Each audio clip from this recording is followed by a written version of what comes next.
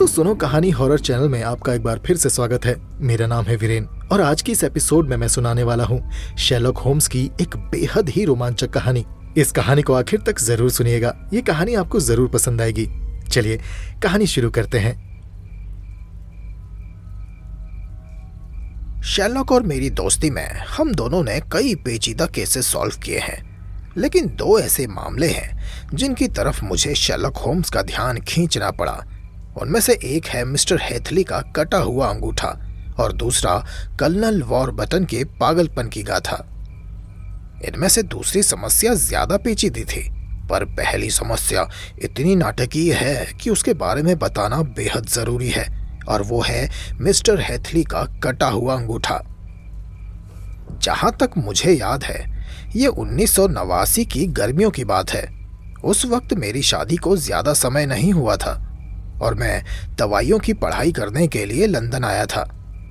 उस वक्त मेरा एक पेशेंट था जो वहीं पास ही के एक रेलवे स्टेशन में गार्ड की नौकरी करता था। मैंने उस गार्ड को एक लंबी और कष्टपूर्ण बीमारी से निजात दिलाई थी, इसी वजह से वो मेरा बहुत एहसानमंद भी था। बस फिर क्या था, उसके बाद उसने हर बीमार शख्स को मेरे पास भेजना शुरू कर दिया। एक सुबह मुझे आज भी अच्छे से याद है। उस वक्त सुबह के 7 भी नहीं बजे थे।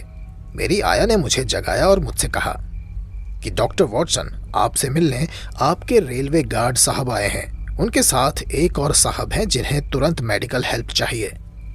मैं तुरंत अपने बिस्तर से उठा, कपड़े पहने और जल्दी से नीचे बैठक वाले कमरे में आ गया, जहां वो दोनों आदमी मेरा इंतजार कर रहे थे। मुझे देखकर रेलवे का गार्ड बोला, अब हेलो डॉक्टर वॉटसन, मेरे साथ एक मरीज है। वैसे तो ये ठीक है, लेकिन लगता है कि ये सदमे में है। मुझे डर था कि कहीं ये भटक ना जाए, इसलिए मैं इसे आपके पास ले आया हूँ। तो अब मुझे पूरा यकीन है कि ये सुरक्षित हाथों में है डॉक्टर वॉटसन, और अब मैं अपने काम पे वापस जा सकता हूँ। रेलगाड़ी के आने का वक्त हो गया है। अब यहाँ से आप इसका ख्याल रखिएगा। थैंक यू डॉक्टर वॉटसन, फिर मिलते हैं। इतना कहकर वो रेलवे गार्ड वहां से चला गया। मैंने उस शख्स की तरफ देखा जो अब उस कमरे में मेरे सामने एक कुर्सी पर बैठा हुआ था। वो नौजवान था, दिखने में यही कोई 25-26 साल का लग रहा था। खून से सना हुआ एक रुमाल उसने अपने एक हाथ में बांधा हुआ था और उसका चेहरा बिल्कुल पीला पड़ा हुआ था। ऐसा लग रहा था जैसे वो किसी गहरे दुख को और दर्द को छुपा रहा हो। वो मुझसे बोला, मैं माफी चाहता हूं डॉक्टर साहब, आपको मेरी वजह से इतनी जल्दी जागना पड़ा, पर मैं और करता भी क्या। कल रात मेरे साथ एक भीषण दुर्घटना हो गई और मैं तुरंत ही आज सुबह यहाँ आ गया। और स्टेशन पर जब मैंने किसी लोकल डॉक्टर के बारे में पूछा तो रेलवे गार्ड ने मुझे आपका नाम सजेस्ट किया। अब माफ करना, मैंने आपको मेरा नाम नहीं बताया। मेरा नाम है विक्टर हेथली। मैंने उससे कहा, अब कोई बात नहीं, उम्मीद है आपको ज्यादा इंतजार नहीं करना पड़ा। अब लगता है आप रात भर ट्रेन से यात्रा कर रहे थे। मैं समझ सकता हूँ, रात का सफर काफी मुश्किल और तकलीफदेह होता है। विक्टर हेथली बोला, पर मेरी रात डॉक्टर साहब कुछ ज्यादा ही खतरनाक थी। बहुत ज्यादा तकलीफदेह। विक्टर हेथली अजीब ढंग से हंसने लगा। मैंने अपने मेडिकल करियर में कई लोगों का इलाज किया था, उन्हें ठीक भी किया, मगर ये वाला मर्ज अलग लग रहा था, थोड़ा अजीब भी। ऐसे बहुत से केसेस मैंने देखे भी हैं जहां पर कोई बुरी तरह से हंसते हंसते रोने लगता था, मानो जैसे वो कोई बहुत बड़ा दुख छुपा रहा हो। मैंने उससे कहा, अब खुद को संभालिए मिस्टर हेथली, पर वो हंसता ही रहा तब तक जब तक वो हंसते हंसते रोने नहीं लग गया और उसका छुपा हुआ असली दुख बाहर नहीं आ गया। फिर उसने परेशान और थकी हुई निगाहों से मेरी तरफ देखा और कहा, माफ कीजिए डॉक्टर साहब, मैं जरा सा भटक गया था। मैंने कहा, अब नहीं कोई बात नहीं। फिर मैंने एक गिलास में पानी भरकर उसे दिया। उसने घूंट घूंट करके पूरा गिलास खाली कर दिया और फिर मुंह पे लगा पानी पोंछता हुआ वो बोला, अब बहुत बहुत शुक्रिया डॉक्टर वॉटसन, अब मैं ठीक हूँ। अब आप मेरे अंगूठे को देख सकते हैं, या मैं ये कहूँ कि जहाँ पर मेरा अंगूठा हुआ करता था, आप उस हिस्से को देख सकते हैं। उसने अपने हाथ पर से खून से भीगा हुआ रुमाल हटाया और मुझे अपना हाथ दिखाया। अपने इतने लंबे मेडिकल करियर में मैंने इतना भयानक दृश्य पहले कभी नहीं देखा था। उसके एक हाथ में 4 अंगुलियों के साथ एक अंगूठे को होना चाहिए था, पर वो अंगूठा वहां पर नहीं था। उसे देखकर ऐसा लग रहा था जैसे उस अंगूठे को जड़ से ही उखाड़ दिया हो। मैं उस घाव को अचानक से देखकर सहम गया और मैंने कहा, हे भगवान, लगता है किसी बहुत भयानक दुर्घटना में आपने ये अंगूठा खोया है। इसमें से तो काफी खून बहा होगा। वो बोला, जी हाँ डॉक्टर वॉटसन, बहुत ज्यादा खून बहा था। मैं तो बेहोश ही हो गया था। जब होश आया तब मैंने अपने हाथ पर कस कर कपड़ा बांधा और बस इसी से मुझे राहत मिली। मैंने कहा, अब ये आपने अच्छा किया मिस्टर हेथली, कपड़ा बांधने से रक्त प्रवाह रुक जाता है। मैंने उसके घाव को अच्छे से परखा तो मालूम चला कि वो घाव किसी भारी से तेज धार हथियार से किया गया था, जैसे कोई बड़ा चाकू या आरी जैसी वस्तु। मैंने उससे पूछा, अब मिस्टर हेथली, क्या ये सच में दुर्घटना थी? वो बोला, जी नहीं डॉक्टर। मैंने पूछा, तो क्या तुम पर कोई खूनी हमला हुआ था? वो बोला, जी हाँ डॉक्टर वॉटसन, एक खूनी हमला ही समझ लो। मैंने उसके घाव को साफ किया, उस पर दवा लगाकर उसमें अच्छे से पट्टी बांध दी। उसके बाद वो बोला, हाँ, अब ठीक लग रहा है डॉक्टर वॉटसन। अब मुझे काफी आराम है। अब मैं आराम से अपनी कहानी पुलिस को बता पाऊंगा। कहानी बहुत अजीब है। जिन्होंने मेरे पर हमला किया, मैं उन पर सीधे सीधे इल्जाम नहीं लगा सकता। पुलिस मेरा यकीन नहीं करेगी क्योंकि मेरे पास कोई सबूत नहीं और मुझे तो कोई रास्ता भी नहीं मालूम है जिससे मैं असली हमलावरों तक पहुंच सकूं। मैंने उससे कहा, अब मेरी बात सुनो। अगर तुम्हारी समस्या ज्यादा बड़ी है और तुम उसका समाधान चाहते हो तो मैं तुम्हें एक नाम बताऊंगा, उससे मिलो। वो तुम्हारी समस्या का भी हल निकाल देगा। वो उत्सुकता के साथ बोला, अब बताइए ना, वो कौन है? मैंने कहा, मशहूर डिटेक्टिव शेरलॉक होम्स। वो बोला, ओह हाँ, मैंने भी उनका नाम सुना है। मैंने उनकी बहुत तारीफ सुनी है। डॉक्टर वॉटसन, मुझे बेहद खुशी होगी अगर वो मेरा केस लेंगे। क्या आप मुझे उनसे मिलवा सकते हैं? मैंने कहा, अब हाँ जरूर, क्यों नहीं। मैं अभी घोड़ा गाड़ी बुलवा देता हूँ, हम दोनों साथ में वहां चलते हैं। अब फिक्र मत करो, वो मेरा खास मित्र है। कुछ देर में घोड़ा गाड़ी में सवार होकर मैं और विक्टर हेथली बेकर स्ट्रीट शेरलॉक के घर पहुंचे। उस वक्त शेरलॉक होम्स खाने की मेज पर बैठकर नाश्ता कर रहा था। हमें देखकर वो बोला कि हम भी उसके साथ बैठें और नाश्ता करें। फिर उसने मेरे साथ आए मेरे पेशेंट विक्टर हेथली को देखा और उसे आराम से सोफे पर बैठने को कहा। फिर उसने विक्टर हेथली से कहा, आराम से बैठो और मुझे विस्तार से बताओ कि तुम्हारे साथ हुआ क्या। विक्टर हेथली बोला, अब जी मिस्टर होम्स, मैं आपको सारी बात बताता हूँ। मैं एक हाइड्रोलिक इंजीनियर हूँ और बहुत काबिल इंजीनियर हूँ मिस्टर होम्स। आज से 2 साल पहले मैंने एक इंजीनियरिंग फर्म छोड़ दी थी जहाँ पर मैंने काम सीखा था। उसके बाद मैं अपने व्यापार में लग गया। और मिस्टर होम्स, अपना व्यापार करना आसान नहीं होता, आप अच्छे से जानते होंगे। किसी भी नए क्लाइंट को रिझाकर अपनी तरफ खींच लेना बहुत मुश्किल काम होता है। मेरा ऑफिस 3रे फ्लोर पर था और वहाँ पर किसी भी क्लाइंट को ला पाना मुश्किल काम था। हर रोज सुबह लगभग 9 से शाम 4 बजे तक मैं बस यही सोचता रहता कि कोई क्लाइंट मेरे पास आए और मुझे काम मिले। मेरे पास सिर्फ 4 तरह के अलग अलग काम आए और वो भी 2 सालों में। मगर कल एक सभ्य सा दिखने वाला व्यक्ति मेरे ऑफिस में आया। उसने मुझे अपना बिजनेस कार्ड दिया। उसमें उसका नाम लिखा था, कर्नल लाइसेंडर स्टार्क। वो सामान्य कद से थोड़ा ज्यादा लंबा था मिस्टर होम्स। सिर पर बाल कम थे और काफी दुबला पतला।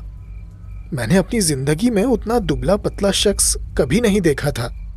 उसका चेहरा, उसके गाल एकदम पिचके हुए थे। चेहरे की हड्डियां साफ झलक रही थी। पर उसने कपड़े अच्छे और साफ सुथरे पहने हुए थे, अच्छे से इस्त्री किए हुए। उसकी उम्र शायद 40 के आसपास होगी। उसके बोलने के एक्सेंट से वो थोड़ा जर्मन लग रहा था। वो मुझसे बोला, हेलो मिस्टर हेथले, मैं आप जैसे एक हाइड्रोलिक इंजीनियर की सर्विस चाहता हूँ और मैंने आपकी काफ़ी तारीफ भी सुनी है। आपके काम की काबिलियत तो है ही, मगर एक और चीज़ है जो आप में बेहद ख़ास है कि आप राज को राज रखने की कला भी बखूबी जानते हैं। क्यों, सही कहा ना मैंने? उसकी बातें सुनकर मैं उस शख्स से काफ़ी इम्प्रेस हो चुका था मिस्टर होम्स। मैंने उससे पूछा, किसने आपको मेरा नाम सजेस्ट किया? लेकिन मिस्टर होम्स, मेरे सवाल को उसने बड़ी ही चालाकी के साथ इग्नोर कर दिया। उसे मेरे बारे में ये तक मालूम था कि मैं एक अनाथ हूं, कुंवारा हूं और लंदन में अकेला रहता हूं। मैंने उससे कहा, पर इस सब का मेरे काम से क्या लेना देना मिस्टर लाइसेंडर? वो बोला, हाँ ये तो है, पर मैं किसी को हायर करने से पहले उसकी सारी जानकारी रख लेता हूँ। यानी कि मैं आपको अपने काम के लिए हायर करना चाहता हूँ, जिससे मैं आपकी सर्विस का इस्तेमाल कर सकूँ। पर आप एक बात समझ लीजिए मिस्टर हेथली, मेरा ये काम एकदम गुप्त रहना चाहिए। आपके जैसा आदमी जो कि अकेला रहता है, उसे किसी बात को गुप्त रखने में कोई मुश्किल नहीं होनी चाहिए। क्यों, ठीक कहा ना मैंने मिस्टर हेथली? तब मैंने उससे कहा, हाँ बिल्कुल, मैं अपने क्लाइंट की सारी बातें गुप्त रखता हूँ। आपसे मेरा वादा है कि आपकी सारी बातें गोपनीय रहेंगी। कुछ देर तक तो वो मुझे अजीब ढंग से घूरता रहा, मानो जैसे वो मुझे परख रहा हो। फिर वो बोला, क्या सच में आप किसी से नहीं कहोगे? मैंने कहा, हाँ, आप मुझ पर आंखें बंद करके भरोसा कर सकते हैं। वो बोला, अच्छी बात है। और सुनो, तुम अपना काम करने से पहले और काम करने के दौरान बिल्कुल खामोश रहोगे, और यहाँ तक कि काम होने के बाद भी तुम इस काम के बारे में किसी से कुछ नहीं बोलोगे, ना लिखोगे और ना ही किसी को बताओगे। मैंने कहा, अब मैं आपको पहले ही वचन दे चुका हूं कि मैं इस बारे में किसी को कुछ नहीं बताऊंगा। वो बोला, शाबाश मिस्टर हेथले, मुझे तुमसे यही उम्मीद थी। उसके बाद वो तुरंत कुर्सी से उठा और मेरे ऑफिस का दरवाजा खोलकर आंधी की तेजी के साथ मेरे ऑफिस से बाहर चला गया। वो बड़ी ही बारीकी से कॉरिडोर और सीढ़ियों को देख रहा था और ये सुनिश्चित कर रहा था कि वहां पर उनके अलावा और कोई नहीं है। फिर वो वापस ऑफिस में आया। उसने अपनी कुर्सी मेरे नजदीक खिसकाई और एकदम करीब आकर मुझसे बोला, हाँ, अब हम आराम से बात कर सकते हैं। मैं बस सुनिश्चित करना चाहता था कि कोई हमारी बात तो नहीं सुन रहा। मिस्टर होम्स, उसका ये अजीब व्यवहार मुझे विचलित कर रहा था और एक अजीब सी बेचैनी दे रहा था। मैंने उससे कहा, ओके सर, अब काम की बात कर ली जाए, मेरा वक्त बहुत कीमती है। पर मिस्टर होम्स, असली मुसीबत अब शुरू होनी थी। उसने मुझे एक रात के काम के लिए 50 पाउंड्स ऑफर किए, जो कि काफी बड़ी रकम थी। मेरी फीस से तो कम से कम 10 गुना ज्यादा थी। वो मुझसे बोला, ये बस एक रात का काम है मिस्टर हेथली। मैंने उससे पूछा कि क्या काम है, तो उसने मुझे बताया, अब ज्यादा कुछ नहीं, बस एक स्टैंपिंग हाइड्रोलिक मशीन को ठीक करना है। अब तुम आज रात की ही ट्रेन पकड़कर हमारे पास आ जाओ। मैंने पूछा, मगर मुझे आना कहाँ होगा? वो बोला, एडफोर्ड, रीडिंग से सिर्फ 7 मील आगे। आज की रात की आखिरी ट्रेन तुम्हें 11:15 तक हमारे पास पहुंचा देगी। मैं एक घोड़ा गाड़ी में तुम्हें लेने स्टेशन तक आऊंगा। मैंने पूछा, क्या आपकी ये जगह स्टेशन से बहुत ज्यादा दूर है मिस्टर लाइसेंडर? वो बोला, जी हाँ, काफी दूर है, शहर के आखिरी छोर पर। हमें वहां पहुंचते पहुंचते आधी रात हो जाएगी।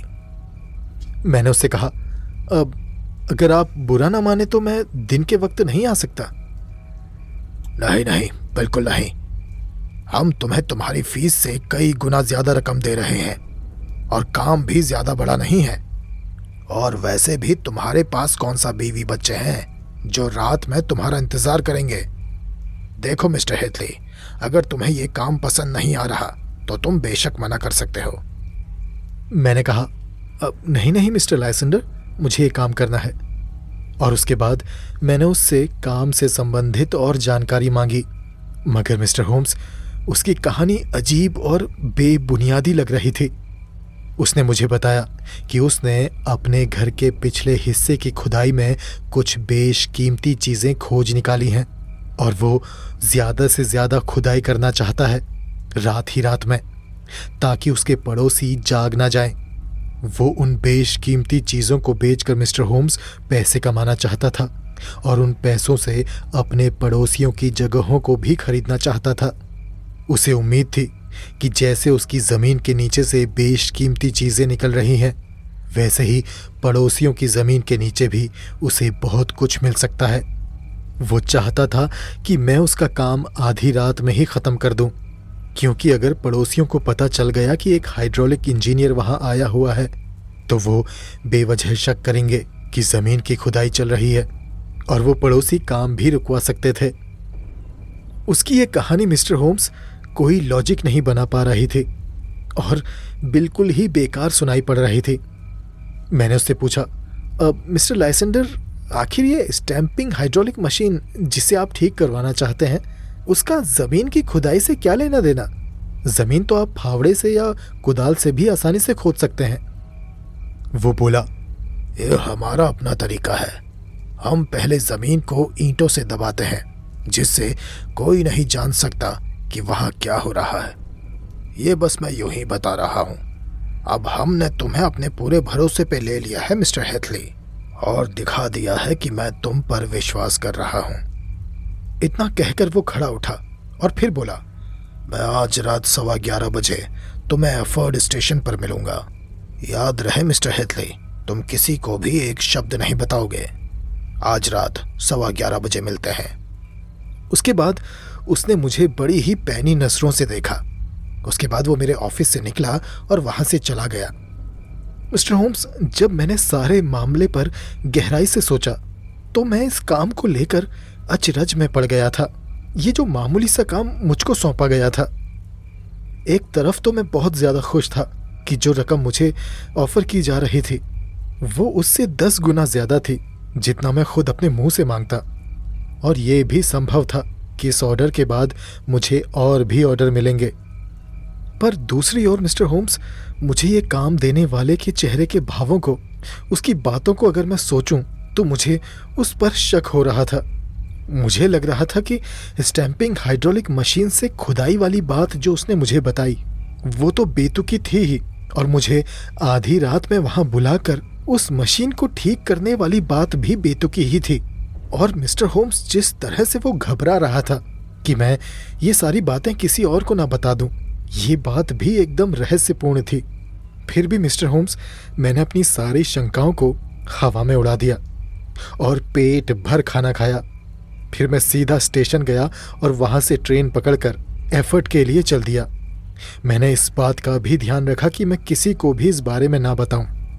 करीब रात के 11:15 बजे मैं उस स्टेशन पर पहुंचा जहां पर मिस्टर लाइसेंडर ने मुझसे मिलने की बात कही थी। उस स्टेशन पर उतरने वाला मैं ही अकेला यात्री था मिस्टर होम्स। उस वक्त पूरे स्टेशन पर सन्नाटा छाया हुआ था, क्योंकि वो आखिरी ट्रेन थी और शायद मैं आखिरी यात्री।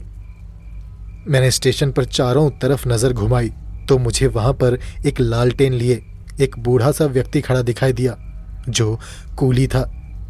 उस स्टेशन से बाहर निकलने के बाद मुझे बाहर वही व्यक्ति खड़ा दिखाई दिया, वही चित परिचित चेहरे वाला व्यक्ति, मिस्टर लाइसेंडर। वो अपने कहे अनुसार मुझे वहां लेने आया था। उसने मुझसे कुछ नहीं कहा।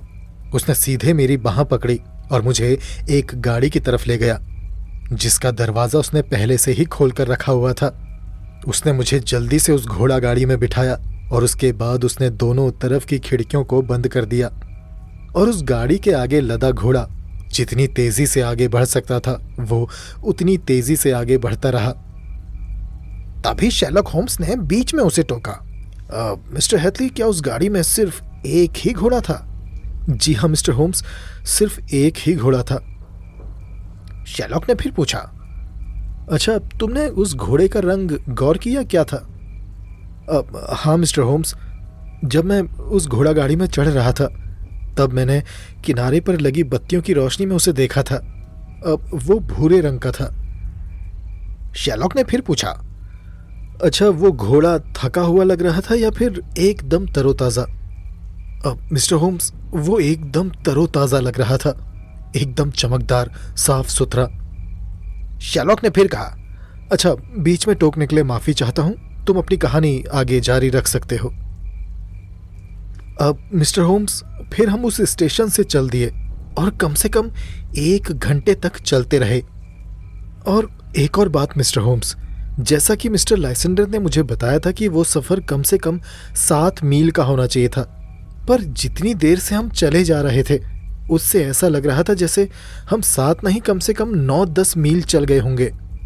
पूरे सफ़र में वो चुपचाप मेरे सामने वाली सीट पर बैठा रहा और मुझे मालूम पड़ रहा था कि वो अपनी पैनी नज़रों से मुझे घूर रहा है, क्योंकि 1-2 बार जब मैंने उस पर नज़र डाली तो मैंने यही पाया कि वो मुझे गौर से देख रहा है।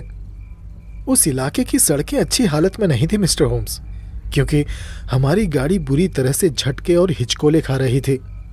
मैंने खिड़की से बाहर देखने की भी कोशिश की थी कि शायद कुछ दिख जाए कि हम कहाँ पर हैं, पर उस गाड़ी की खिड़कियाँ रंगी हुई थी और मुझे कुछ समझ नहीं आ रहा था। कभी कभी मैं उस यात्रा की बोरियत को ख़त्म करने के लिए कोई बात शुरू कर देता था, पर मिस्टर लाइसेंडर हाँ या हूँ में ही जवाब देते थे और बातचीत का वो सिलसिला वहीं ठप पड़ जाता था। और आखिर में मिस्टर होम्स, वो झटकों वाला रास्ता तो ख़त्म हो गया और एक सपाट बजरी वाला रास्ता आ गया और वो घोड़ा गाड़ी रुक गई। लाइसेंडर स्टार्क उस गाड़ी से बाहर कूदा और उसके पीछे मैं भी नीचे कूदा, इससे पहले कि मैं आसपास नज़र घुमाकर देखता कि मैं कहाँ पहुँचा हूँ। मिस्टर लाइसेंडर स्टार्क ने मेरी बाँह पकड़ी और मुझे घर के अंदर खींच कर ले गया, तो गाड़ी से उतरते ही हम सीधे एक हॉल में दाखिल हो गए। बस इसीलिए मैं उस घर के बाहर की बनावट तक नहीं देख पाया। जैसे ही हम दोनों हॉल में घुसे, हमारे पीछे उस हॉल का दरवाज़ा भड़ाक से बंद हो गया और मुझे जाती हुई उस घोड़ा गाड़ी की हल्की सी गड़गड़ाहट ही सुनाई पड़ी। उस घर के अंदर घुप अंधेरा था और कर्नल लाइसेंडर माचिस ढूंढ रहा था। वो मुंह ही मुंह में कुछ बड़बड़ा भी रहा था कि तभी गलियारे के दूसरी तरफ के छोर पर एक दरवाज़ा खुला और हमारी तरफ एक लंबी सुनहरी रोशनी चमकी। वो रोशनी हमारे करीब आती गई और तभी उस रोशनी के पीछे से एक औरत सामने आई। उसके हाथ में एक लालटेन थी जिसे उसने अपने सिर के ऊपर तक उठा रखा था। वो चेहरा आगे करके हमें देख रही थी। वो औरत एक खूबसूरत और आकर्षक औरत थी और उस लालटेन की रोशनी में उसके चमकते कपड़ों को देखकर ही मैं समझ गया कि वो कीमती कपड़े पहने हुई थी।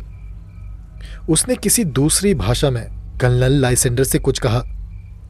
मुझे बात तो समझ में नहीं आई, पर मैं ये ज़रूर समझ गया कि वो कर्नल से कुछ सवाल पूछ रही है। कर्नल लाइसेंडर ने रूखे हाँ ना में जवाब दिया। कर्नल लाइसेंडर ने उसकी बाँह पकड़ी और उसे मुझसे दूर लेकर गया और फिर उसने उसके कान में न जाने क्या कहा। उसके बाद कर्नल लाइसेंडर ने उस औरत को वापस उसी कमरे में धकेल दिया जिस कमरे से वो आई थी और उसके हाथ से लालटेन लेकर वो फिर से मेरे पास आया और मुझसे बोला, अब कुछ देर तक तुम इसी कमरे में इंतजार करो।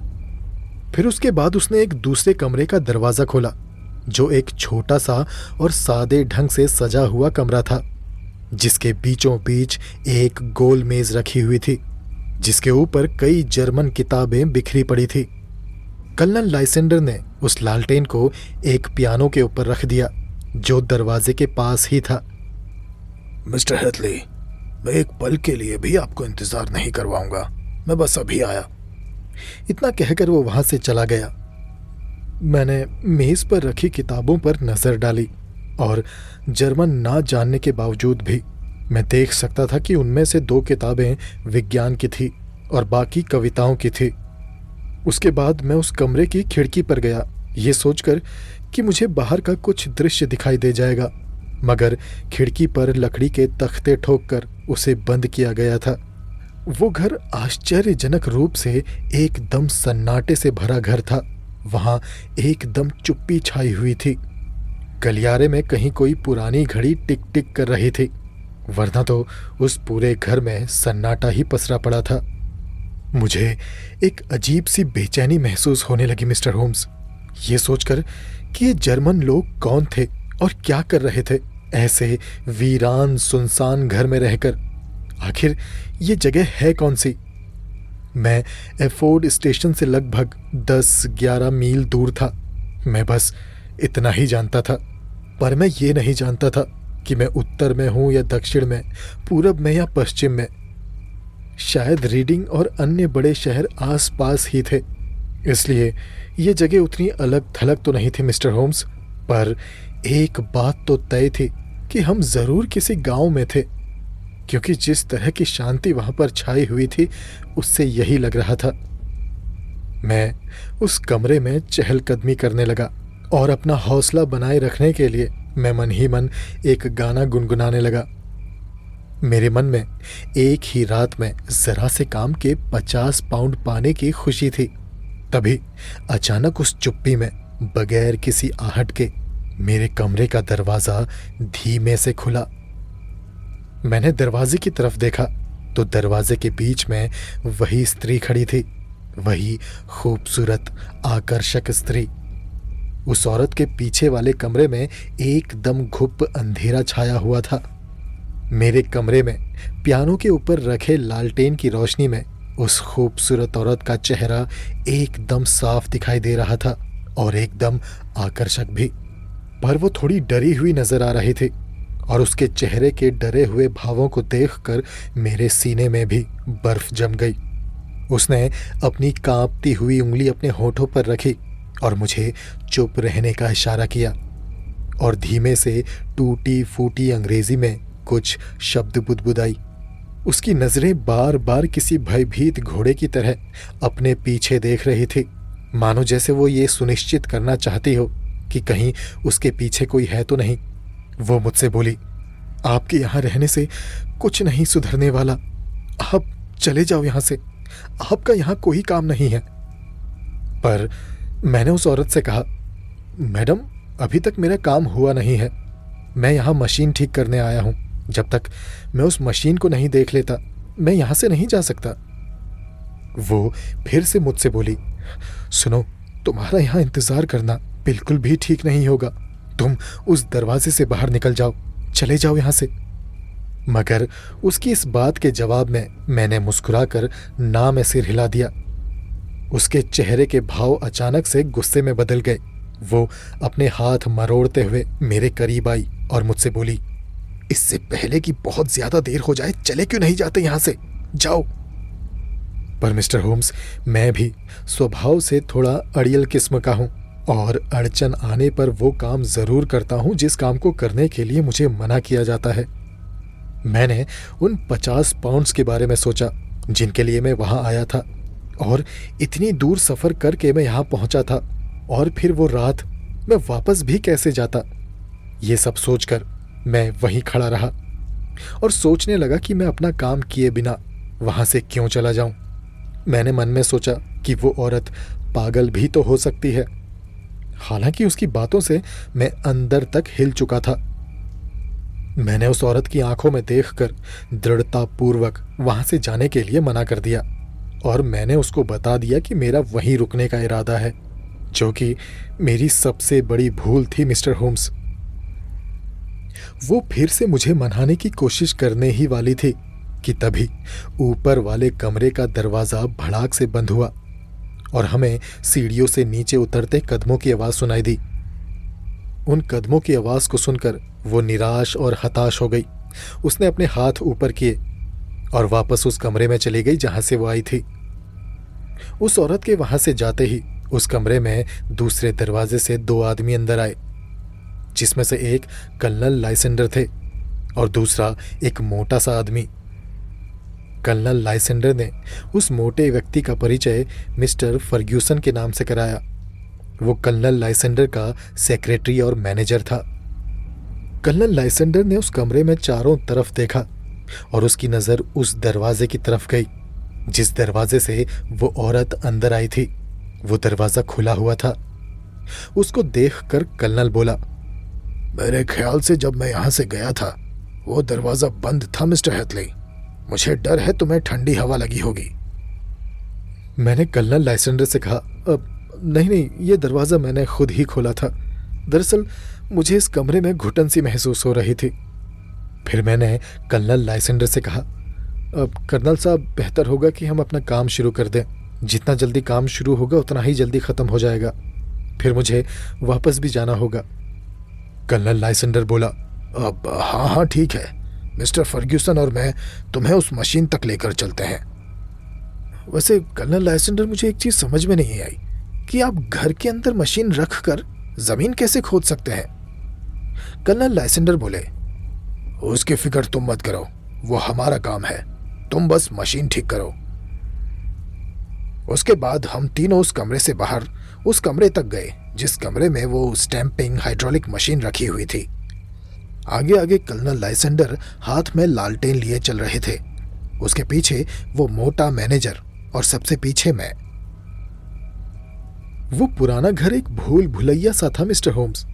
लंबे लंबे गलियारे, आड़ी टेढ़ी सीढ़ियां, ऐसे दरवाजे जिनकी चौखट कई दशकों से खड़ी खड़ी खोखली हो चुकी थी। उस घर में कहीं कालीन नहीं बिछा था और ग्राउंड फ्लोर के अलावा किसी और फ्लोर पर कोई फर्नीचर नहीं था। दीवारों से प्लास्टर झड़ चुका था और सीलन से दीवारें हरी हो चुकी थी।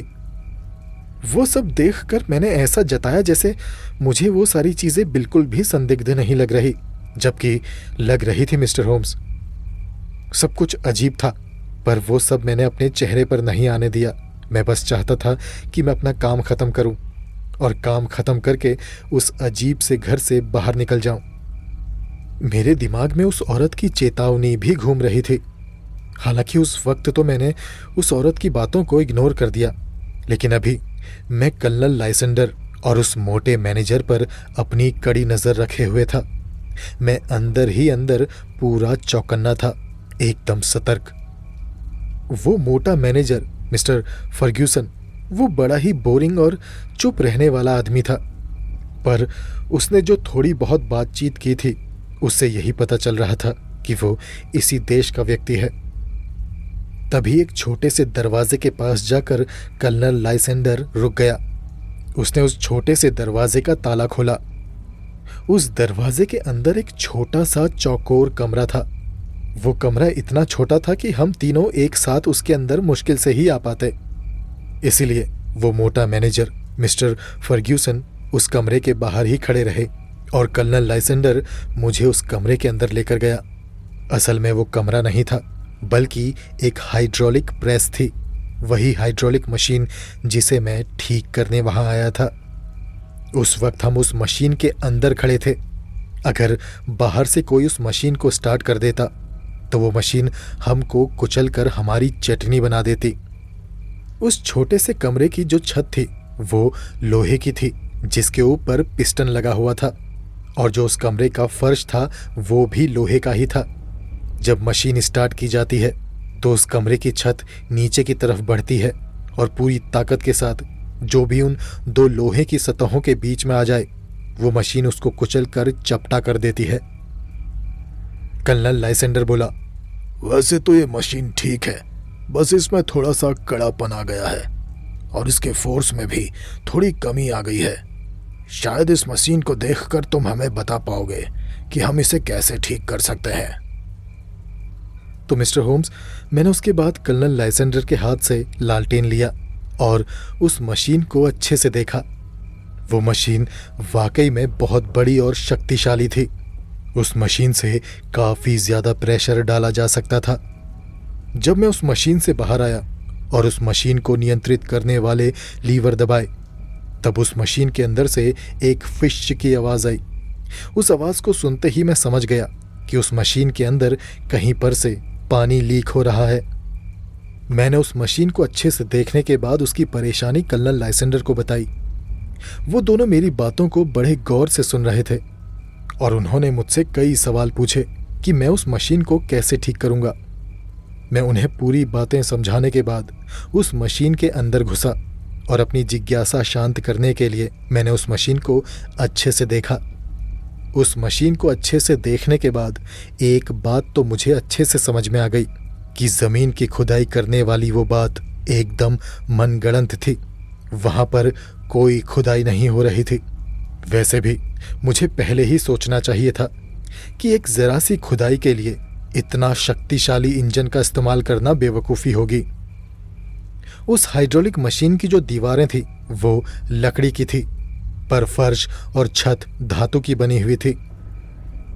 अब मिस्टर होम्स, जब उस हाइड्रोलिक मशीन के अंदर खड़े होकर मैं उसकी छत और फर्श को देख रहा था, तब मुझे छत और फर्श पर छोटे छोटे धातु के टुकड़े चिपके हुए दिखाई दिए, जैसे कोई चिप्स या ऐसा समझ लो सिक्के। मैंने हाथ की लालटेन उस धातु के फर्श पर रखी और उसके फर्श को उंगली से खुरच कर देखने लगा कि वो धातु के पतले पतले टुकड़े क्या हैं। तभी मुझे उस चैम्बर के दरवाजे के बाहर खड़े मिस्टर लाइसेंडर की आवाज़ सुनाई दी। वो दूसरी ही भाषा में गुस्से में कुछ बुदबुदा रहे थे। मैंने नज़र उठाकर दरवाजे की तरफ देखा तो पाया कर्नल लाइसेंडर बड़ी बड़ी आंखों के साथ मुझे घूर रहे थे और वो मुझसे बोले, अब ये तुम क्या कर रहे हो? मैंने कहा, मैं आपकी मशीन को अच्छे से देख रहा हूँ ताकि मैं ये पता लगा सकूं कि इसमें आखिर परेशानी क्या है। वैसे इस मशीन को देखकर लग नहीं रहा कि इसको खुदाई के लिए इस्तेमाल किया जा रहा है। आप मुझे सच सच बताएं कि आखिर इस मशीन को किस काम के लिए इस्तेमाल किया जाता है। जैसे ही मैंने ये बात बोली, कर्नल लाइसेंडर का चेहरा एकदम खूंखार हो गया। उसकी आंखों में एक अजीब सी भयानक सी चमक आ गई। वो अजीब सा मुंह बनाते हुए बोला, ठीक है, तुम्हें अब इस मशीन के बारे में सब पता चल जाएगा। ऐसा कहते ही वो उस दरवाजे से पीछे हटा और उसने वो छोटा सा दरवाजा भड़ाक से बंद कर दिया और बाहर से मुझे उसकी आवाज़ सुनाई दी। वो उस मोटे मैनेजर से कह रहा था, ये हमारे लिए मुसीबत खड़ी कर सकता है, इसे भी ख़त्म करना होगा। उसके बाद कर्नल लाइसेंडर ने बाहर से दरवाजे में ताला लगा दिया। मैं उस चैम्बर के अंदर से दरवाजे की तरफ लपका। मैंने उसका दरवाज़ा खोलने की कोशिश की, मगर वो तो बाहर से बंद हो चुका था। मैंने चैम्बर के अंदर से कर्नल लाइसेंडर को आवाज़ दी और उसे दरवाज़ा खोलने के लिए मिन्नतें की, मगर उस सन्नाटे में मैंने एक आवाज़ सुनी, एक भयानक रूह कपा देने वाली आवाज़। वो आवाज़ थी उस हाइड्रोलिक मशीन के स्टार्ट होने की। कर्नल लाइसेंडर ने मुझे उस हाइड्रोलिक मशीन के अंदर कैद कर दिया था और उस हाइड्रोलिक मशीन की लोहे की छत नीचे की तरफ बढ़ रही थी। मैं अच्छे से जानता था मिस्टर होम्स कि वो शक्तिशाली हाइड्रोलिक मशीन मुझे एक ही सेकंड में कुचल डालेगी। मैं जोर जोर से चिल्लाते हुए दरवाज़ा पीटने लगा और कर्नल लाइसेंडर से रिक्वेस्ट करने लगा कि वो दरवाज़ा खोल दें, पर वो मशीन की आवाज़ इतनी तेज़ थी कि शायद मेरी आवाज़ उस चैम्बर से बाहर जा भी नहीं रही होगी। उस हाइड्रोलिक मशीन की छत मेरे सिर से करीब आधा मीटर ही ऊपर होगी। मैंने अपने हाथ उठाए और उस मशीन की लोहे की छत को रोकने की कोशिश करने लगा, ये जानते हुए भी कि मैं उसे रोक नहीं सकता। मैं उस लोहे की खुरदुरी छत को अपने हाथों से महसूस कर सकता था। वो पूरी ताकत के साथ धीरे धीरे मेरी तरफ बढ़ रही थी, मुझे कुचलने के लिए। अब मेरे मन में ये ख्याल आने लगा कि जब वो मशीन मेरे एकदम करीब पहुंच जाएगी और वो मुझे कुचलना शुरू करेगी, तब मुझे कितना दर्द होगा। मैं इतना असहाय था कि मैं बचने के बारे में नहीं बल्कि मरने के बारे में सोच रहा था। लेकिन तभी मुझे उस हाइड्रोलिक मशीन की जो लकड़ी की दीवारें थी, उनके बीच में से एक रोशनी दिखाई दी। उस रोशनी को देखकर मेरे अंदर आशा की एक किरण जाग उठी। जैसा कि मैंने पहले भी बताया था मिस्टर होम्स कि उस हाइड्रोलिक मशीन की जो छत और फर्श था वो लोहे के थे, लेकिन उसकी दीवारें लकड़ी की थी। उस हाइड्रोलिक मशीन की छत लगभग मेरे सिर तक पहुंच चुकी थी। मैं उस रोशनी की तरफ बढ़ा। उस हाइड्रोलिक मशीन की लकड़ी की दीवार के बीच में 2 तख्ते लगे हुए थे, जिनके बीच में से पीली रोशनी अंदर आ रही थी। मैं झुककर उस पीली रोशनी की तरफ बढ़ा जो लकड़ी की दीवारों के बीच में से मुझे दिखाई दे रही थी। उस रोशनी के करीब पहुंचा तो मैंने पाया कि लकड़ी की दीवारों में लगे हुए 2 तख्ते वहां पर से अपनी कीलों से उखड़ चुके थे और एक दरवाजा सा बन चुका था। मैंने पूरी ताकत से उन लकड़ी के तख्तों पर लात मारी और वो दोनों तख्ते उखड़कर बाहर की तरफ गिर गए और उस हाइड्रोलिक प्रेस मशीन से बाहर निकलने का मुझे रास्ता मिल गया और मैं आधी बेहोशी की हालत में उस मशीन से बाहर आ गिरा। बस तभी उस हाइड्रोलिक मशीन की लोहे की छत उसके लोहे के फर्श से मिल चुकी थी और तभी उस मशीन के अंदर रखी लालटेन के फूटने की आवाज सुनाई दी। अगर मैं सही वक्त में उस मशीन से बाहर नहीं कूदता तो मेरा शरीर अभी उस मशीन के अंदर कुचल रहा होता। मैं इतना डरा हुआ था, इतना थक चुका था कि मुझे बेहोशी छाने लगी। मैं लगभग आधा बेहोश ही हो चुका था कि तभी किसी ने मेरी कलाई को पकड़ा, कि तभी मेरी बेहोशी टूटी और मैंने आंखें खोलकर देखा तो पाया कि मैं एक पतले से गलियारे में गिरा पड़ा हूं। एक औरत मेरे ऊपर झुकी हुई थी और अपने बाएं हाथ से मुझे झकझोर रही थी, मुझे होश में लाने की कोशिश कर रही थी, जबकि दाएं हाथ में उसने एक मोमबत्ती पकड़ी हुई थी। ये वही आकर्षक औरत थी जिसकी चेतावनी को मैंने शुरू में बेवकूफ़ी से नज़रअंदाज कर दिया था। वो मुझसे बोली, आओ, आ जाओ, मेरे साथ आओ, जल्दी करो, नहीं तो वो लोग आ जाएंगे, जल्दी मेरे साथ चलो। जब वो मशीन के अंदर देखेंगे कि तुम मशीन में नहीं हो तो वो तुम्हें ढूंढने के लिए यहाँ ज़रूर आएंगे, इसीलिए कीमती समय बर्बाद मत करो, होश में आओ और चलो मेरे साथ।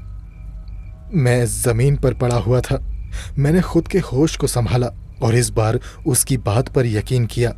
मैं लड़खड़ाता हुआ उठ खड़ा हुआ और उसके साथ उस गलियारे से होता हुआ फिर एक घुमावदार सीढ़ी से नीचे उतरकर हम एक चौड़े रास्ते पर पहुंच गए। जब हम वहां पहुंचे बस तभी हमें एक भागते कदमों की आवाज़ सुनाई दी और 2 लोगों को चिल्लाते हुए एक दूसरे को आवाज़ देते हुए सुना। वो आवाज़ उसी मंजिल से आ रही थी जिस मंजिल पर वो हाइड्रोलिक मशीन इंस्टॉल थी। शायद उन लोगों ने मशीन देख ली थी और उसके अंदर मुझे नहीं देखा तो वो मुझे ढूंढने के लिए इधर उधर दौड़ रहे थे। उनकी आवाज़ सुनकर वो औरत और ज़्यादा परेशान हो गई। वो भी समझ गई थी कि अब मेरी जान खतरे में है, इसलिए वो मुझे किसी भी तरह से उनसे बचाना चाहती थी। उसने एक कमरे का दरवाज़ा खुला जिसके पीछे एक बेडरूम था जिसकी खिड़की से चांद चमक रहा था। वो औरत मुझसे बोली, लाइसेंडर बहुत ही जालिम आदमी है, तुम उसके हाथ मत लगना। उसने तुमसे पहले भी एक हाइड्रोलिक इंजीनियर को मार डाला था। तुम यहाँ से भाग जाओ और कृपया करके किसी को भी इस बारे में मत बताना। जाओ यहाँ से। वो बेडरूम में वो खिड़की देख रहे हो, तुम उस खिड़की से नीचे आराम से कूद सकते हो। जल्दी करो, जाओ यहाँ से। जब तक वो मुझे ये सारी चीजें बोल रही थी तभी उसी वक्त गलियारे के दूसरी छोर पर मुझे एक रोशनी दिखाई दी और उसी रोशनी के बीच मुझे कर्नल लाइसेंडर की पतली सी आकृति नजर आई जो एक हाथ में लालटेन लिए हमारी ही तरफ भागा आ रहा था। उसके दूसरे हाथ में एक बड़ा सा कसाई का छुरा था। मैं उस बेडरूम में दौड़ा और भागता हुआ सीधा खिड़की के पास गया। मैंने खिड़की खोली और बाहर झांका। बाहर चांद की चांदनी में गार्डन बहुत ही खूबसूरत लग रहा था। मैंने खिड़की से नीचे झांका तो पाया वो कम से कम 8-10 फीट गहरा था। मैं उस खिड़की पर चढ़ा। मुझे कूदने में डर लग रहा था, पर मैं उस खिड़की से कूदने से पहले ये भी देखना चाहता था कि कर्नल लाइसेंडर मेरी जान बचाने वाली उस औरत के साथ क्या करता है। मुझे ये भी देखना था, अगर कर्नल लाइसेंडर उस औरत के साथ बुरा व्यवहार करता तो मैं उस औरत को बचाने के लिए उसके पास जरूर जाता। ये विचार मेरे मन में आया ही था कि तभी कर्नल लाइसेंडर उस बेडरूम के दरवाजे पर खड़ा मुझे दिखाई दिया। उस औरत ने उसे रोकने की कोशिश भी की, मगर कर्नल लाइसेंडर ने उस औरत को धकेलकर एक तरफ को फेंक दिया और मेरी तरफ बढ़ा। वो औरत फिर से कर्नल लाइसेंडर के ऊपर कूदी और उसे रोकने की कोशिश करने लगी। वो कर्नल लाइसेंडर से बोली, छोड़ दो, उसे जाने दो। पिछली बार का अपना वादा याद करो लाइसेंडर, तुमने कहा था कि तुम ऐसा फिर कभी नहीं करोगे। इस आदमी की गारंटी मैं लेती हूं, ये किसी को कुछ नहीं बताएगा, ये चुप रहेगा। प्लीज उसे कुछ मत करो, उसे मत मारो। कर्नल लाइसेंडर उस औरत की पकड़ से खुद को छुड़ाते हुए उस पर चीखा, तुम पागल हो गई हो, इसने हमें देख लिया है, ये सबको जाकर बता देगा, इसको मारना ही होगा। कर्नल लाइसेंडर ने उस औरत को एक तरफ को धकेला और भागता हुआ खिड़की की तरफ आया। उसने अपने हाथ के चाकू से मेरे ऊपर वार किया। मैं खिड़की पर लटका हुआ था और कूदने को तैयार ही था कि तभी मुझे मेरे हाथ पर हल्का सा दर्द हुआ। खिड़की पर मेरी पकड़ ढीली हुई और मैं वहां से सीधा बगीचे में आकर गिरा। मैं दहल गया था, पर गिरने से मुझे चोट नहीं लगी थी। मैं दोबारा से उठ खड़ा हुआ और जितनी तेजी से मैं भाग सकता था मैं झाड़ियों की तरफ भागता रहा, क्योंकि मैं समझ गया था कि मैं अभी भी खतरे से बाहर नहीं हूं मिस्टर होम्स। मैं भागता रहा। दौड़ते दौड़ते न जाने क्या हुआ, मुझे अचानक से चक्कर आने लगा। मैंने अपने हाथ की तरफ देखा जो दर्द से फड़क रहा था, और उस वक्त मैंने पहली बार देखा कि मेरा अंगूठा कट चुका है, उसमें से तेजी से खून निकल रहा है। मैंने अपने घाव पर रुमाल बांधने की कोशिश की, मगर तभी मेरे कानों में मुझे भिन भिनाहट सुनाई दी और अगले ही पल मैं चक्कर खाकर गुलाब की झाड़ियों में गिर गया और बेहोश हो गया। मैं कह नहीं सकता मिस्टर होम्स कि मैं कितनी देर तक बेहोश रहा होऊंगा, पर काफी लंबे समय तक रहा था, क्योंकि जब मुझे होश आया तब तक चांद डूब चुका था और एक चमकीली सुबह शुरू हो चुकी थी। मेरे कपड़े ओस से भीग चुके थे और मेरे कोट की आस्तीन खून से तर हो चुकी थी, वही खून जो मेरे कटे हुए अंगूठे से बह रहा था। अपने अंगूठे के दर्द से मुझे रात में घटी सारी बातें याद आने लगी। मैं तुरंत उछलकर खड़ा उठा, क्योंकि मुझे लगा कि मैं अभी भी दुश्मनों से सुरक्षित नहीं हूं। लेकिन मुझे तब ताज्जुब हुआ मिस्टर होम्स, जब इधर उधर देखने के बाद मैंने पाया कि वहां ना घर था ना ही कोई बगीचा। दरअसल मैं एक मुख्य सड़क के किनारे जमीन पर पड़ा हुआ था। वहीं थोड़ी ही दूरी पर एक इमारत थी, जहां पहुंचने पर मैंने देखा कि ये वही रेलवे स्टेशन था जहां पिछली रात मैं उतरा था। अगर मेरे हाथ में ये बदसूरत घाव नहीं होता तो शायद उन खौफनाक घंटों में क्या क्या घटा मुझे वो सब याद होता, मगर इस घाव की वजह से मैं बेहोश था, और मेरी बेहोशी के दौरान वहाँ क्या हुआ मुझे कुछ पता नहीं चला। मेरे लिए तो वो सब एक बुरा सपना ही था। मैं आधी बेहोशी की हालत में किसी तरह उस रेलवे स्टेशन तक पहुंचा और मैंने सवेरे की ट्रेन के बारे में पूछा। उसी समय रीडिंग शहर की ओर एक ट्रेन जाने वाली थी। वहीं पर एक कूली ड्यूटी पर था जो पिछली रात मुझे वहां आने पर मिला था। मैं उस कूली के पास गया और मैंने उससे पूछा कि क्या उसने कर्नल लाइसेंडर स्टार्क के बारे में सुना है, मगर ये नाम उस कूली के लिए नया था। मैंने उससे फिर पूछा, भाई पिछली रात स्टेशन के बाहर तुमने एक गाड़ी को खड़े देखा था जिसमें मैं बैठा था, मगर उस कूली ने इस बात के लिए भी मना कर दिया कि उसने बाहर खड़ी कोई घोड़ा गाड़ी नहीं देखी। मैंने उससे फिर पूछा कि आसपास कोई पुलिस थाना है, तब उसने कहा कि हाँ 3 किलोमीटर की दूरी पर है। ये दूरी मेरे लिए बहुत ज्यादा थी मिस्टर होम्स, क्योंकि उस वक्त मैं कमजोर और बीमार था। मैंने सोचा कि मैं शहर लौटने तक इंतजार करूंगा और उसके बाद ही पुलिस को अपनी कहानी सुनाऊंगा। करीब 6 साढ़े 6 बजे मैं डॉक्टर वॉटसन के पास पहुंचा और मैंने अपने घाव में पट्टी कराई, और उसके बाद डॉक्टर वॉटसन मुझे आपके पास ले आए मिस्टर होम्स। अब मैंने ये पूरी कहानी आपको बता दी है मिस्टर होम्स, अब आप जो कहेंगे मैं वैसा ही करूंगा। मिस्टर हैथली की सारी कहानी सुनने के बाद शेरलॉक होम्स और मैं कुछ देर तक यूं ही खामोश बैठे रहे। मिस्टर हैथली की उस अद्भुत कहानी को सुनने के बाद शेरलॉक खड़ा उठा और उसने अपनी अलमारी में से एक किताब निकाली जिसमें वो अखबारों की कटिंग्स रखता था। शेरलॉक होम्स ने उस किताब के पन्ने पलटते हुए कहा। यहाँ पर एक विज्ञापन है जो तुम्हें रोचक लगेगा। ये साल भर पहले सभी अखबारों में छपा था। इसे सुनो। 9 तारीख को हाइड्रोलिक इंजीनियर जेरेमिया हेलिंग, उम्र 26 साल, कहीं गायब हो गया और तब से उसके बारे में कुछ भी पता नहीं चल पाया है। वो फलां फलां कपड़े पहने हुए था। तो वॉटसन, इससे पता चलता है कि पिछली बार कर्नल लाइसेंडर को इसी समय अपनी मशीन को ठीक करवाने की जरूरत पड़ी थी। तभी मिस्टर हैथली बोला, ये वही है सर, ये वही है। ये वही इंजीनियर है जिसके बारे में वो महिला बात कर रही थी। तभी शेरलॉक बोला, बेशक। ये साफ है कि कर्नल लाइसेंडर बौखलाया हुआ था, जो इस बात पर अड़ा था कि उसके छोटे से इस खेल में कोई अड़चन नहीं आने चाहिए। यानी कि पिछली बार वाला इंजीनियर भी उसके लिए अड़चन खड़ी कर रहा होगा, इसलिए लाइसेंडर ने उसे अपने रास्ते से हटा दिया। जैसा कि तुम्हारी कहानी से पता चलता है और इस न्यूज़ आर्टिकल को देखकर भी यही लगता है।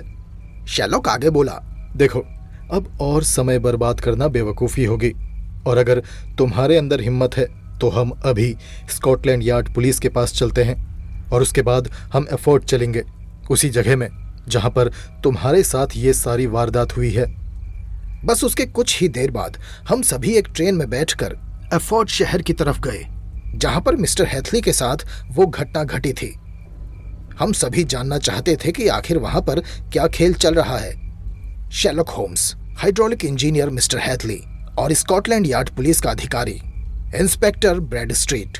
इंस्पेक्टर के साथ सादे भेष में एक पुलिस वाला और था।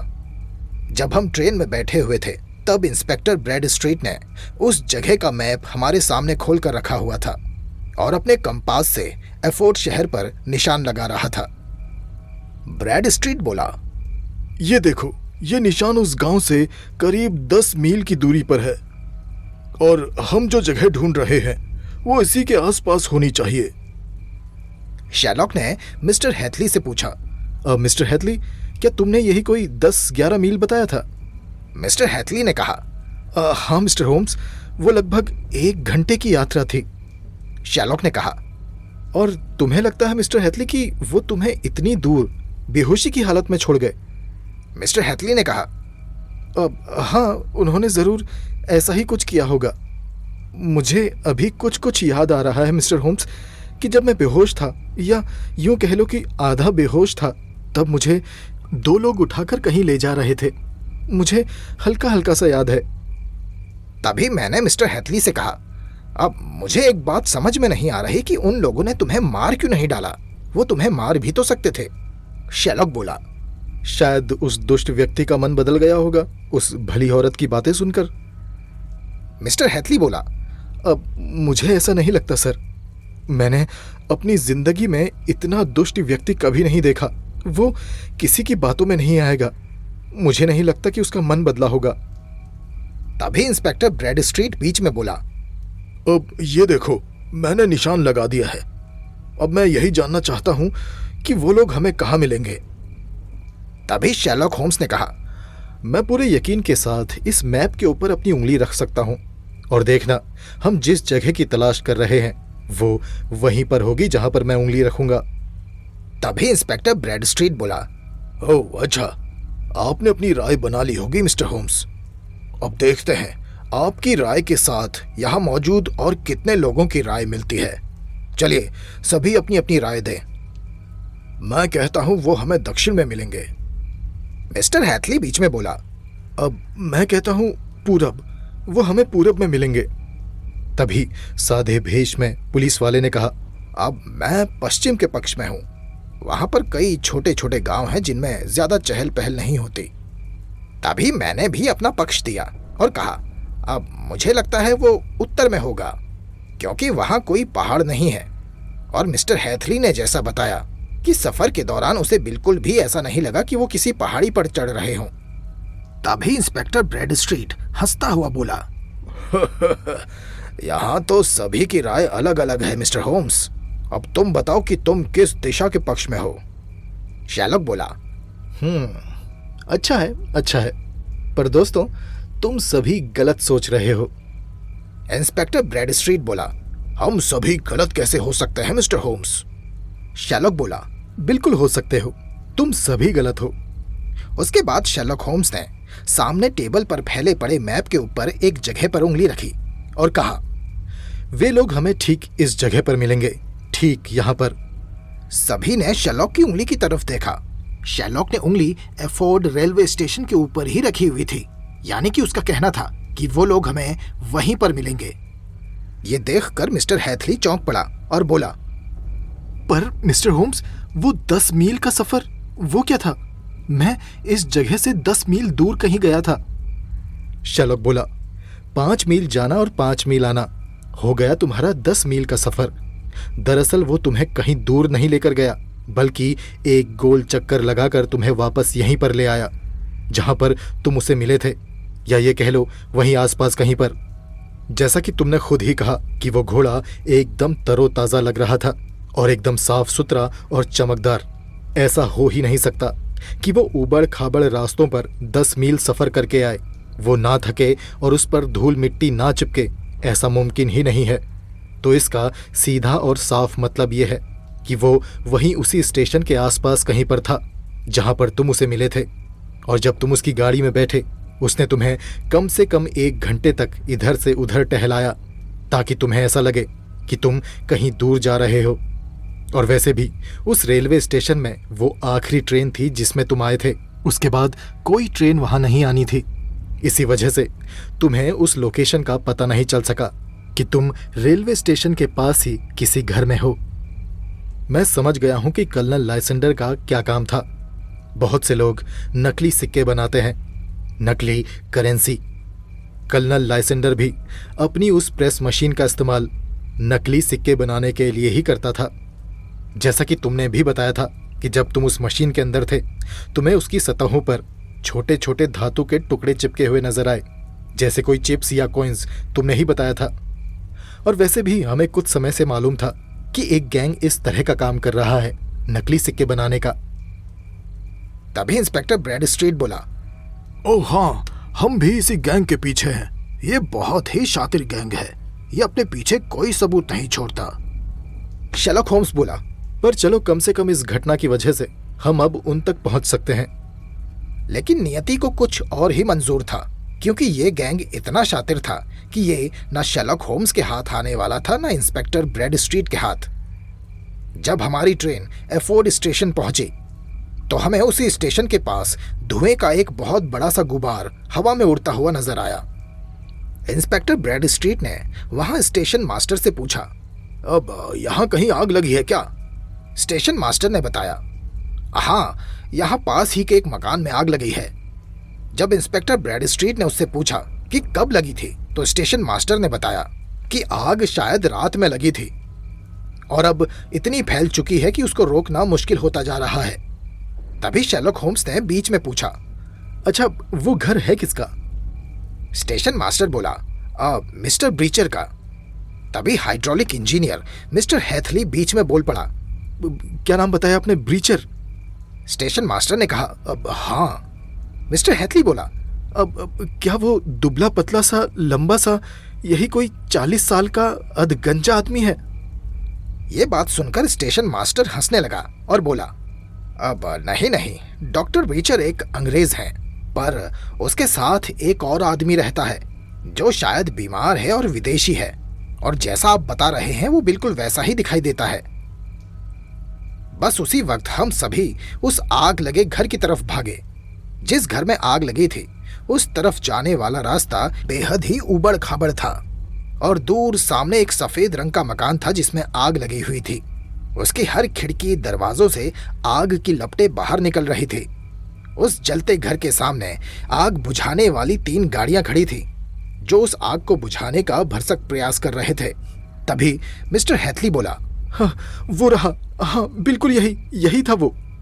ये देखो, यही है वो बजरी वाला रास्ता जिसके ऊपर से वो घोड़ा गाड़ी गुजरी थी, और ये रही वो गुलाब की झाड़ियां जहां मैं गिरकर बेहोश हो गया था। अब वो रही वो खिड़की, वो दूसरी वाली खिड़की, मैं उसी खिड़की से नीचे कूदा था। तभी शेरलॉक होम्स उससे बोला, मिस्टर हैथली, कम से कम तुमने उन लोगों से बदला ले लिया। जैसा कि तुमने अपनी कहानी में बताया था कि तुम्हारे पास जो जलता हुआ लैंप था, जो तुमने उस प्रेस हाइड्रोलिक मशीन के अंदर छोड़ दिया था जब तुम वहां से बाहर निकले थे, जब हाइड्रोलिक मशीन की दोनों सतहें एक दूजे से मिली तो उनके बीच में वो जलता लैंप आ गया और वो टूट गया। जरूर उसका तेल बिखर गया होगा और तेल के साथ आग भी फैल गई होगी। उस हाइड्रोलिक मशीन की दीवारें लकड़ी की थी, इसलिए आग जल्दी लग गई और धीरे धीरे पूरे घर में फैल गई। इंस्पेक्टर ब्रैडस्ट्रीट ने और उसके साथ आए आदमी ने उस घर के बाहर अच्छे से तलाश किया, लेकिन उन्हें कहीं भी वो दुष्ट व्यक्ति कर्नल लाइसेंडर और उसका सेक्रेटरी वो मोटा मिस्टर फर्ग्यूसन वो कहीं नहीं दिखा, और ना ही वो खूबसूरत औरत दिखाई दी जिसके बारे में मिस्टर हैथली ने जिक्र किया था। उन तीनों के बारे में किसी को कुछ नहीं मालूम। हाँ, लेकिन उसी सुबह वहां मौजूद एक किसान ने एक घोड़ा गाड़ी में सवार 3 लोगों को उस घर से दूर जाते हुए देखा था। उन 3 लोगों के पास बड़े बड़े भारी लोहे के बक्से थे। वो लोग तेजी से रीडिंग शहर की ओर जा रहे थे, मगर वहां जाकर उन भगोड़े लोगों का नामो निशान ही मिट गया। यकीनन वो अपनी पहचान बदलकर कहीं पर रह रहे होंगे, लेकिन ना पुलिस उन तक पहुंच सकी, ना ही शेरलॉक होम्स। न जाने वो कहां पर अपने नकली सिक्कों का गैर कानूनी कारोबार कर रहे होंगे। वो इतने शातिर थे कि वो अपने पीछे एक भी सबूत नहीं छोड़ गए कि शेरलॉक होम्स अपनी चतुराई का इस्तेमाल करके उन तक पहुंच सकता। आग बुझाने वाले जवानों को अंदर का नजारा बहुत ही ज्यादा भयानक लग रहा था, और इससे भी ज्यादा बौखलाहट उन्हें उस ताजे कटे हुए अंगूठे को देखकर हुई थी जो उन्हें खिड़की पर मिला था। शाम होते होते उस घर में लगी आग पर काबू पा लिया गया, लेकिन आग लगने की वजह से वो घर इतना कमजोर हो गया था कि उसकी छत ढह गई और वो लोहे की हाइड्रोलिक मशीन उस घर के मलबे के नीचे दबकर तहस नहस हो गई। जब उस खंडर हो चुके घर की तलाशी ली गई तो बाहर वाले कमरे में गिलट और टीन के टुकड़े मिले। ये वही टुकड़े थे जिनका नकली सिक्के बनाने में इस्तेमाल किया जाता था, और जिन गिलट और टीन के टुकड़ों को सिक्कों में बदल दिया गया था वो सिक्के कहीं नहीं मिले। शायद वो तीनों उन सिक्कों को उन बड़े बड़े लोहे के बक्सों में भरकर वहां से दूर ले गए, और हमारे हाइड्रोलिक इंजीनियर मिस्टर हैथली को बगीचे से उठाकर सड़क के किनारे तक कौन लेकर गया, ये भी आज तक रहस्य ही है। लेकिन जैसा कि हाइड्रोलिक इंजीनियर मिस्टर हैथली को हल्का हल्का याद था कि जब बेहोशी की हालत में 2 लोग उसे गुलाब के बगीचों से उठाकर सड़क के किनारे तक लेकर जा रहे थे, तब उसने उनके पैर देखे थे, जिसमें 2 पैर छोटे थे और 2 पैर बड़े। तो इस बात से यही अनुमान लगाया जा रहा था कि उस भली स्त्री की बातों में आकर कर्नल लाइसेंडर का सेक्रेटरी, वही मोटा आदमी, उसका दिल पसीज गया होगा, और फिर वो उस स्त्री के साथ मिलकर मिस्टर हैथली को उठाकर सड़क के किनारे तक छोड़ आया होगा ताकि उसकी जान बच सके। नहीं तो कर्नल लाइसेंडर पिछले हाइड्रोलिक इंजीनियर की तरह मिस्टर हैथली को भी जान से मार डालता, क्योंकि मिस्टर हैथली उनके राज जान चुका था और उनके काले धंधे के बारे में भी।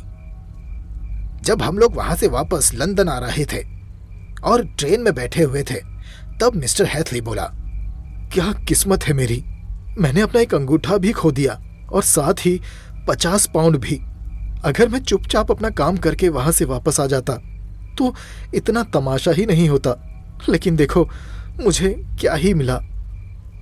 शेरलॉक मुस्कुराता हुआ बोला, अनुभव, एक रोमांचक अनुभव मिला है तुम्हें, साथ ही एक ऐसी सच्ची कहानी जो तुम जब किसी महफिल में सुनाओगे तो लोग बड़े चाव के साथ तुम्हें सुनेंगे। एक मनोरंजक कहानी तो मिल ही गई है तुम्हें। यह सुनकर वहां बैठे सभी लोग हंस दिए और ये कहानी यहीं समाप्त हो गई। दोस्तों, अगर आपको ये कहानी अच्छी लगी तो इस वीडियो को लाइक जरूर करें, और अगर अभी तक आपने चैनल को सब्सक्राइब नहीं किया तो सब्सक्राइब कर लें। मेरे चैनल में इसी तरह की कई और दिलचस्प कहानियां हैं, उन्हें भी जरूर सुनें। मुझे और इस कहानी को यहाँ तक सुनने के लिए आपका धन्यवाद।